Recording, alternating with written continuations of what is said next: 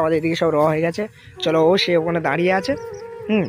ওকে জিজ্ঞাসা করি, কি রে ভাই, চ ভিডিও করি। তুই কি ভিডিও করবি না বলছি নাকি, না বন্ধ করে দিবি বলছি?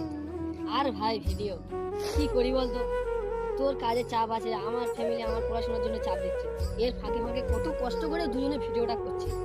এই ভিডিও যদি আমরা সফল হতে পারি, অডিয়েন্সরা ভিডিও দেখছে ঠিক আছে, তারা লাইক সাবস্ক্রাইব কিচ্ছু করে না, ভিডিও দেখছে, ভিডিও দেখে এড়িয়ে চলে যাচ্ছে। আমাদের ভিডিও করার কোনো ভাই ভুল আছে, এই যে শরীর খারাপ আছে যে আমরা ভিডিও, তার সত্ত্বেও আমাদের ভিডিও করতে হচ্ছে, কারণ অডিয়েন্সরা ভিডিও চাইছে, আমাদের ভিডিও করতে হচ্ছে।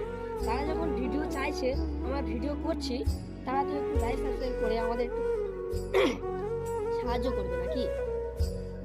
এই যে কত চাপ আছে আমাদের বাড়ি থেকে, পড়াশোনা তোর কাজে, এর ফাঁকে ফাঁকে আমরা যে ভিডিওগুলো করছি, আমাদের যে এই 4-5 মাস ভিডিও করছি, আমাদের যে যদি না সফল হতে পারি, ভিডিও করে আর কি করবি তুই?